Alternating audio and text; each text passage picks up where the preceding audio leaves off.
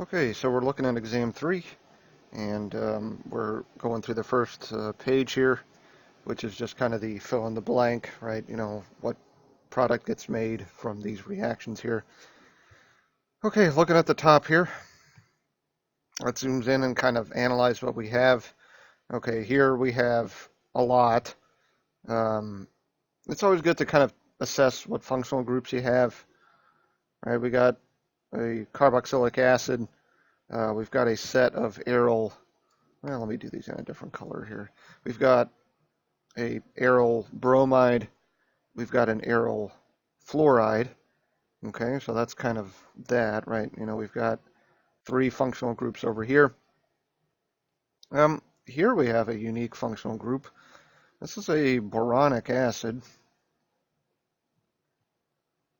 and I'll mention that again in just a second. Okay, so there's our functional groups that we have present. So immediately what we can do is kind of sit here and think about, well, okay, we got a boronic acid, a carboxylic acid, some aryl halides.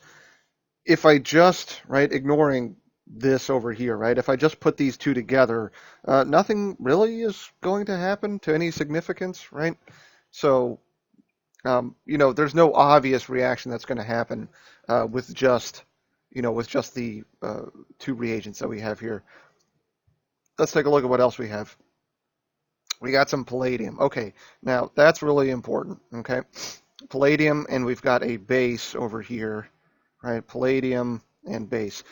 This should be your clue that we're going through a Suzuki coupling. Um, Suzuki coupling. There's really only one reaction that we talked about where we have a boronic acid along with palladium and a base, and that's a Suzuki coupling. And a Suzuki coupling is a really, really, really important reaction. Unfortunately, we don't get to go through the mechanism in this semester just because it takes some knowledge of transition metals. Um, and we can get to that later at some point in a different course. But anyway, what a Suzuki coupling does is we put together a boronic acid, right? Let me see what color I want to use here. Purple sounds good. Okay, we're going to take whatever's bound to the boronic acid and put it in the place of an aryl halide. Now, it's going to work with chlorides, bromides, and iodides, not with fluorides, okay? So we're basically going to bring these 2 purple groups together, right? So we're going to take this guy, it's going to couple to where the boron was, excuse me, not the boron, pardon me, the bromine was, right? And then everything else kind of just gets left alone.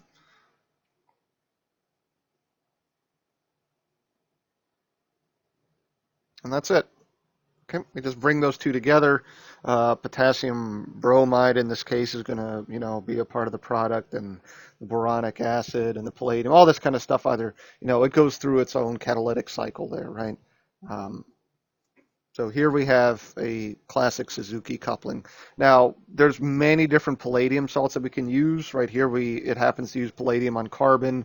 You can use palladium and triphenylphosphine, and there's many different options for you to use here. But what I want you to recognize, if you see a boronic acid group, that's that boron with some OHs coming off of it, and any kind of palladium salt, at least for us, that's just saying, hey, we're doing a Suzuki coupling.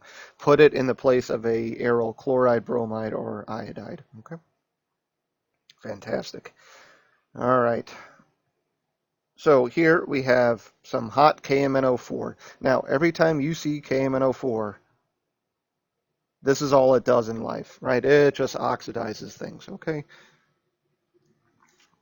A transition metal with lots of oxygens. We got some heat around. Um, when we put the KMnO4 in the presence of a aryl group, what it does is it is going to basically turn any carbon that has a hydrogen bound to it. So any carbon that has a hydrogen bound to it directly attached to the aromatic ring, it's going to turn that to a carboxylic acid. It's basically going to cut everything else off. All right. So our product here, right, we're going to leave our aromatic ring alone. Not really going to do anything in this case. And we just end up making 2 OHs right here, right? So it's a way that we have of cleaving off our alkyl groups. And the other part there probably gets turned into some carboxylic acids also, or maybe depending on how vigorous this all is, we might even turn all the way into CO2, although I'm not sure about that. But that's not too important, right? What we care about is what happens with the aromatic ring there.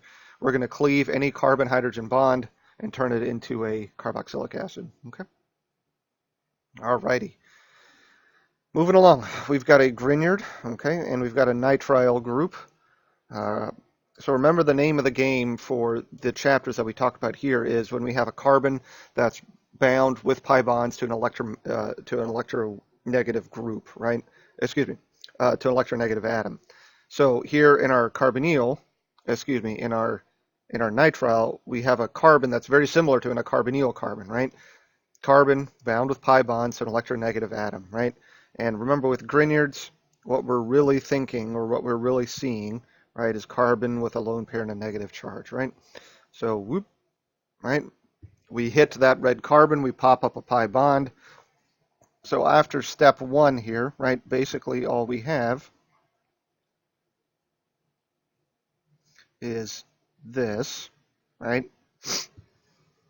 And that nitrogen is interacting with the magnesium and the bromide, the magnesium salts there and all that kind of stuff. Now, I accepted two answers here. Technically, right, when you put these groups in the presence of an acid, we take it all the way down into a carbonyl.